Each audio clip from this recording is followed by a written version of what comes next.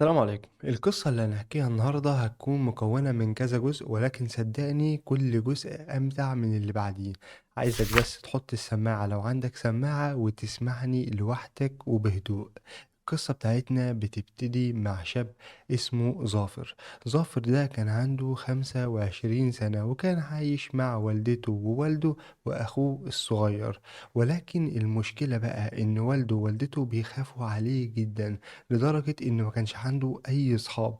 ولما كان بيخرج بس يشتري حاجة مثلا من البقالة كانوا بيقعدوا يرنوا عليه: حصلت معاك حاجة؟ ليه اتأخرت وكده؟ وكان بيبقى سعيد في وقت واحد بس، وهو لما أبوه أو أمه يبعتوه عند جده في منطقة جنبهم عشان يجيب منهم حاجات أو يوديلهم حاجات. وده لأنه كان بيقدر أخيرا يقعد مع ولاد خالته أو ولاد عمته ويلعب معاهم براحته. ظافر ما كانش عنده أي صحاب، كان كل صحابه يعرفهم من الأونلاين، يعني بيلعب بلاي ستيشن، بيلعب حاجات زي كده، فصحابه عارفهم أونلاين بس ملهوش أي صاحب على أرض الواقع. وفي يوم من الأيام بقى والدته بعتته عند أبوها، وده عشان يوصل لهم حاجات وياخد منهم حاجات. ولكن بقى هم كانوا قاعدين في مدينة ساحلية يعني على البحر، ومكان جده بيبعد عنهم حوالي 500 أو 600 كيلو كاملين. فهنا هو بيقول: أنا خدت المفاتيح على طول وحملت كل حاجة في العربية وفضلت رايح هناك وأنا طاير من الفرحة. ولكن بقى خليني أوصف لك المكان اللي جده كان قاعد فيه. المكان اللي جده كان قاعد فيه ده عبارة عن جبال بتحوطه من كل حتة، والجبال دي كانت عالية لدرجة إن الشمس من المشرق للمغرب ما كانتش بتوصل لنص المكان ده. الجبال كانت محاوطة كل حاجة. هو بيقول هنا إن الجبال دي كانت، أو المكان اللي قاعد فيه جده، كان مرعب جدا بالنهار، فما بالك بقى المكان ده بالليل بيكون عامل ازاي. ولكن هو سعيد وفرحان زي ما قلنا. فضل هنا ماشي في الجبل عشان يوصل للمكان ده، ولكن الجبال طبعا زي انت ما عارف مطبات وممكن تتوه وحاجات زي كده، فهو سايق وهو مقلق. هو كان متحرك من البيت عندهم الساعة 3 العصر، ووصل عند جده الساعة 10:30 بالظبط. وأول ما وصل راح مخبط عليهم. بيقول هنا البيت كان عبارة عن أوضة واحدة وصالة وحمام ومطبخ. وأول ما دق على الباب جدته هنا خرجت، وأول ما شافته خدته بالحضن، وده لأنها كانت بتحبه جدا. وبعد ما خرج بره لقي جده كان بيوزع تمر على الناس، ففضل مسلم عليه. فبيقول هنا: انا كنت فرحان جدا عشان زي ما حكيت لكم، ولكن من اكتر الحاجات المفرحة اللي كنت بحبها هي القصص بتاع جدتي. بيقول ان قصص جدته كانت بتدخله في عالم تاني خالص. حضروا الاكل وكلوا وكمان شربوا الشاي. وهنا قالت له بقى: تعالى انا هحكي لك قصة حصلت زمان. طبعا هو هنا فرح جدا وقال لها: ده انا باجي هنا مخصوص عشان اشوفكم وعشان اسمع القصص بتاعتكم. هي هنا قالت له: تعالى بقى احكي لك القصة اللي حصلت سنة كذا. وراح جده باصص لها واتبادلوا النظرات كده، وفي الاخر قال لها: لا ما تقوليش الكلام ده. فهنا هي قالت له: خلاص تعالى انا هحكي لك قصة تاني. ولكن هنا هو اصر يسمع القصة اللي كانت هتحكيها، وده لان خلاص يا جدتي براد الشاي هيخلص وانا عايز اسمع القصة دي. القصة اللي كانت هتكلموا عنها هي قصة عن شيء ممكن يكون جن وممكن يكون حيوان مفترس.